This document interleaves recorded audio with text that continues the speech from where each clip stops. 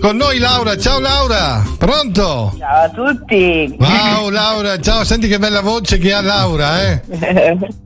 Come stai intanto? Certo. Intanto Bene, facciamo le conoscenze. Ciao. Ti presento il mio amico Filippo che è di là dal vetro.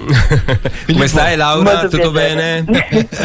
Tutto bene, grazie. Laura era un po', come si dice, tesa, nel senso, eccola qua, la vediamo anche in video, anche in fotografia. Per chi vuole vedere in radiovisione sul sito di Radio Fa Buon Sangue o radiorcs.it si può scoprire anche i volti di chi intervistiamo, come appunto questo di Laura. Noi sembriamo due mostri, lei è bellissima. Comunque, Laura, allora, perché hai deciso di svolgere il servizio civile in Avis e come hai vissuto questa bellissima esperienza?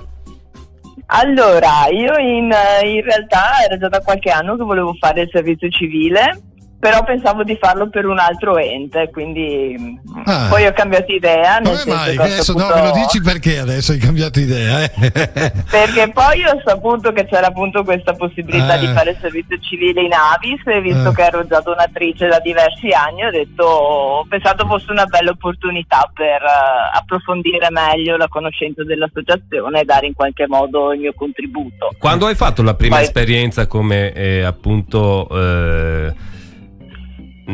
dimmi Filippo. Nel servizio civile l'ho fatto civile, fra il 2015 e il 2016. Per cui 5 anni fa, e adesso ti trovi nella segreteria. Come funziona il servizio civile? Dove lo si può fare quest'anno in Veneto?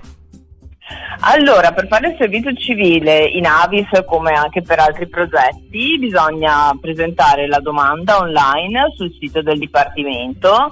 È indispensabile avere lo SPID, quindi chi volesse fare la domanda deve prevenirsi prima di averlo. Laura, ecco la battuta.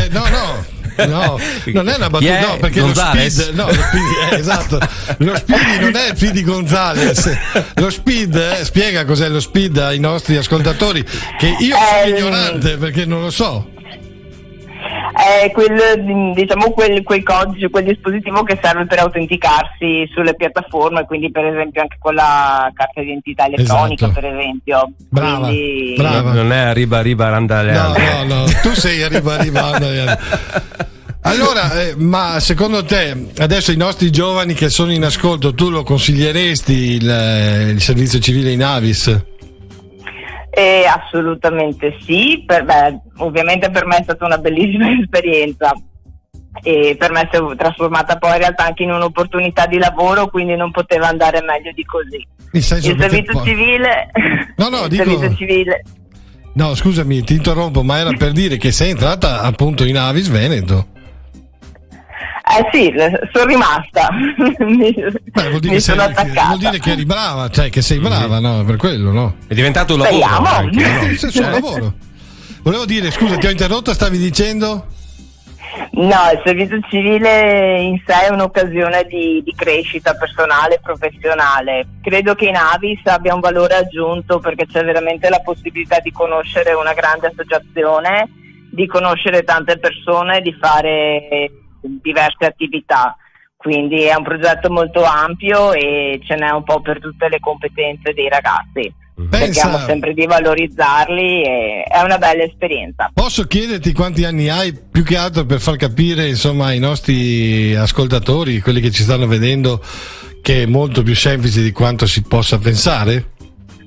Allora, io ormai sono vecchia, ho 33 anni, però l'età per fare il servizio civile è 18-28. Esatto, ma sei vecchissima, cioè nel senso vecchiaia proprio. Hai aspettato proprio l'ultimo anno a iscriverti alla esattamente. servizio. Diciamo che poi il servizio cile ha la fortuna, perché lei soprattutto, Laura, ha avuto l'occasione di conoscermi, quindi che fortuna più di esatto. In una riunione, ma ci siamo conosciuti. Ma lei è molto brava, lavora molto bene per la segreteria di Avis Veneto. Va bene, vuoi dire qualcos'altro e poi ci salutiamo? Io spero che i ragazzi presentino tante domande per tutte le sedi, che ce ne sono veramente tante, perché in Veneto abbiamo 21 posti su 13 sedi, c'è una scadenza? Tutte le province. La scadenza è il 15 febbraio alle ore 14 e poi ovviamente la segreteria regionale a disposizione per ogni informazione. Va bene, è così, e quindi noi ti ringraziamo perché sei stata molto gentile.